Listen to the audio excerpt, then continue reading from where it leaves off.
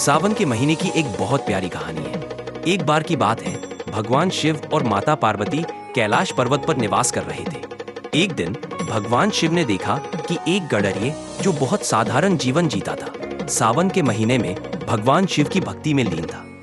गडरिये ने अपने झोपड़े के पास एक छोटा सा शिवलिंग बनाया और हर दिन उसे दूध, जल और फूल अर्पित करता था। एक दिन भगवान शिव ने अपने भक्त की सच्ची भक्ति को देखा और उसकी परीक्षा लेने का निश्चय किया।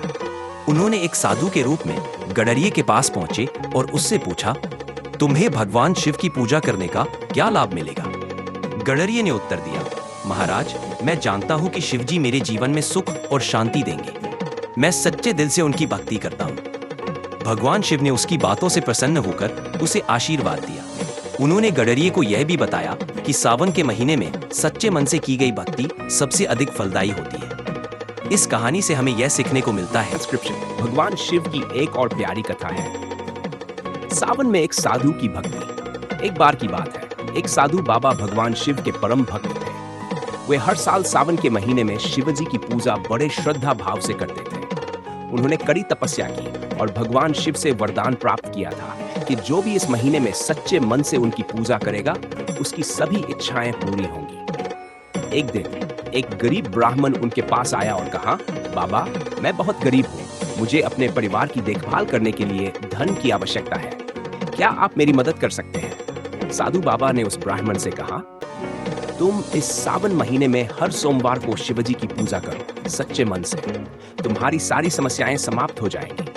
ब्राह्मण ने उसी दिन से शिवजी की पूजा शुरू कर दी। उसने पूरे सावन महीने तक सोमवार के व्रत को सच्चे मन से किया। सावन समाप्त होते होते भगवान शिव ने उस ब्राह्मण की भक्ति देखी और उसे आशीर्वाद दिया। अगले ही दिन ब्राह्मण के पास एक बड़ा खजाना पहुंच गया और वह अपनी गरीबी से बाहर निकल आया।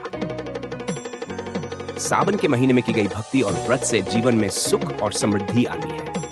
भक्ति में सच्चाई और निष्ठा होनी चाहिए और भगवान शिव हमेशा अपने भक्तों की मदद करते हैं।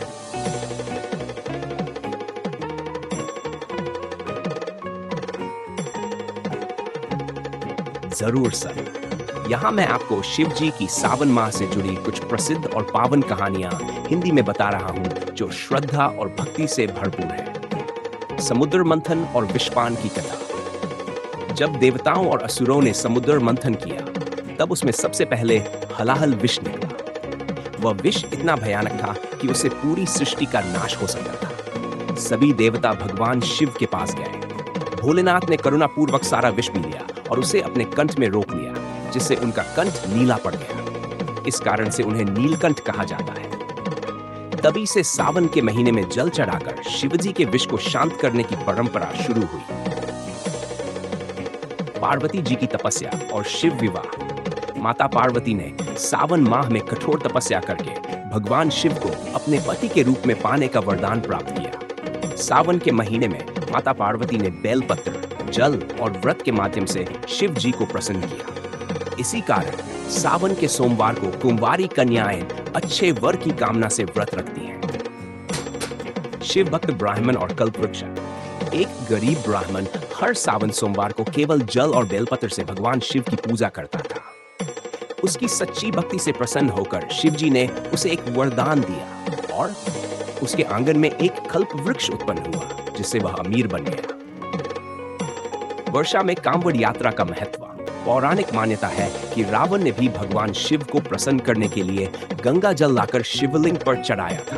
उसी परंपरा को आगे बढ़ाते हुए कांवड़ यात्रा का आयोजन सावन में होता है, जिसमें भक्त हरिद्वार से जल लाकर शिवलिंग पर चढ़ाते हैं। सावन सोमवार व्रत कथा। एक बार एक निर्धन महिला ने सोमवार व्रत शुरू किया। उसका पति बहुत बीमार था। उसने पूरे सावन में व्रत रखा और भगवान शिव से प्रार्थना की।